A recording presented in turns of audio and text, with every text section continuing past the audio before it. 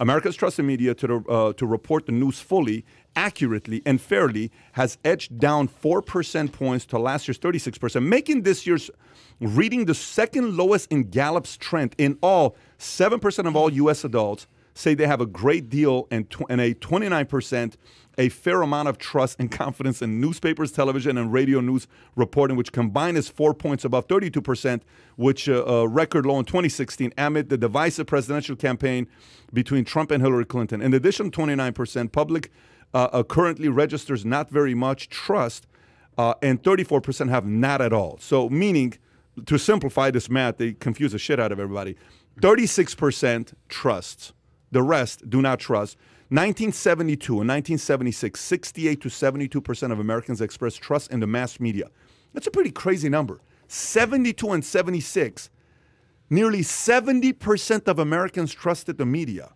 Yet by 1997, when the question was next asked, the trust had dropped to 53%. In 20 years, it dropped 20%.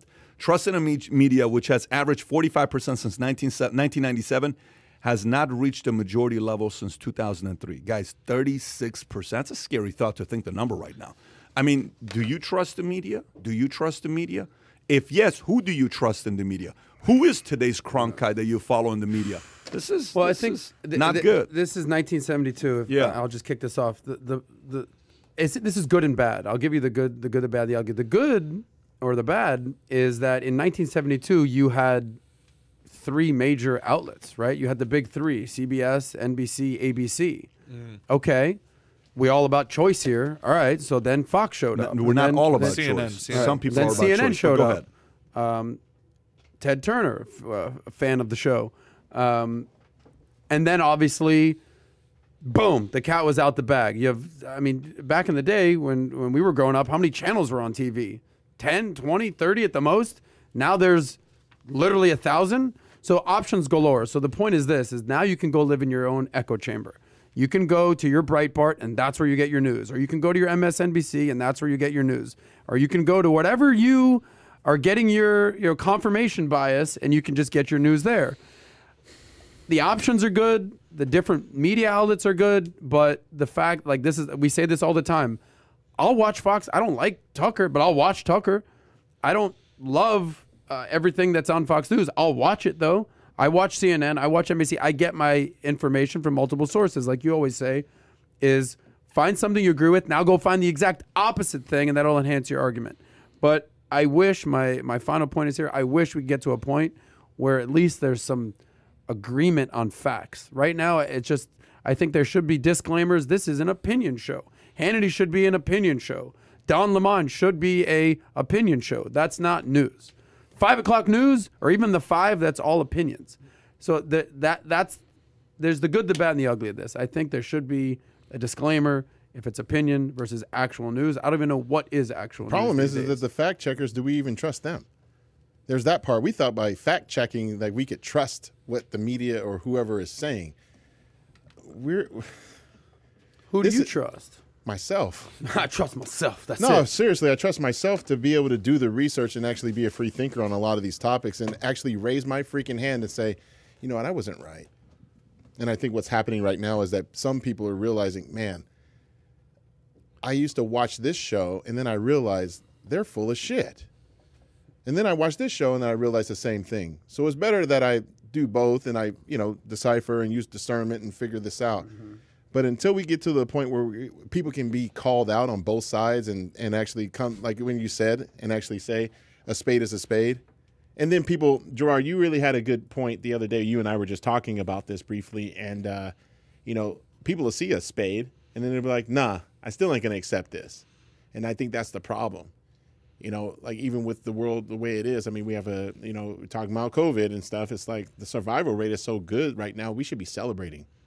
Not acting like we're in doom and gloom, and it's just the way that the echo chambers are, and they just want to say what they want to say. Well, I mean, there's two stories that we didn't get to cover today, but that'll explain kind of why that is that way, right? There's China appears set to ban reporting by news outlets not directly funded by the Communist Party, and there's also Katie Couric coming out and admitting that she buried Ruth Bader Ginsburg's story on, Ruth Bader Ginsburg was very, very adamant that the players shouldn't kneel. She was very boisterous in her disappointment in Colin Kaepernick.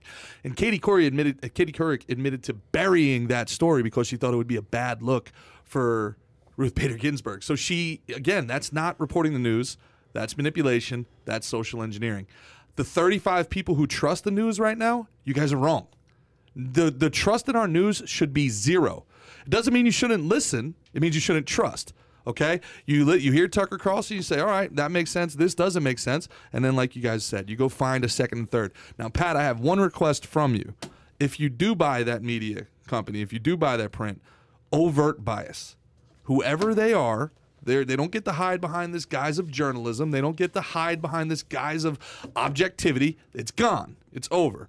Overt bias. All right? 2 things. Whatever they're registered or whatever politicians they've donated to has to be in their byline. Anderson Cooper, registered Democrat, donated XYZ. Then whatever they say we can understand that it's coming from that perspective. The other thing is user interaction. If you get a story, the user should be able to go to point to click right or left. 78% of readers said that this is a right-leaning article. 72% of readers said this is a left-leaning article. That's the plan. That's the plan, actually, what we want to do. But I think the current state of things in the media panopticon, it's a little bit of a, it's a little challenge. Oh What do you think, Jorge? Damn panopticon. That's the word of the day. Try to use it 10 times today. Go call your mom just to say, Mom, what do you think Adam, what about are you the talking about? panopticon? You left me a message about Pinocchio, and that's Speaking of, I got a text message from my mom this morning. Goes, why'd you lose my number? I guess I'm She's sorry, giving you Mom. that Jewish I guilt. gotta call you, Mom. My bad. Can I we probably got to wrap up. I'm going to say one thing about the China and everything with that. Yeah. When I was at that Freedom Forum the other day, there's something called the Firewall Project, where they'll side by side, they will put up Google and then what Google is in China, and they'll let you look at an image of something in America and then show you what they show in China, and it's completely different. You talk about propaganda or brainwashing, like, so for instance, you've seen you'll probably appreciate this, you've seen the image of Xi next to Winnie the Pooh. You've seen that he kind of looks like him a little bit. So if you do that in the American Google, it pops right up. You put that in China, 0% will that pop up. 0%. I mean, you can try it right now. Xi, Winnie the Pooh, I'm sure you'll get this thing right. Boom. 0 images of that in China. And then we went on and on and on and on of different, like even with Trump. With Trump in America, there'll be the good, the bad, the ugly of Trump images. Like all the images in China were comb over, flying over, evil, fire and fury. It's just China controls that happens in what America you see. too, though. Google something in America and then DuckDuckGo it and see how different the results you get are. 10 seconds, guys. So I'm glad you brought that point up. Fantastic. Now I got to get that image out of my head with Xi and Winnie the Pooh all day today. But anyways, I don't think... Can't hear you, buddy. David's censoring you. David is censoring you. Go ahead. Just envision the panopticon, and then you'll get it so out. now keep using our word. So if you enjoyed this little short segment from the podcast that we did, here's another short segment to watch. Or if you want to see the entire podcast, click over here. Take care, everybody. Bye-bye.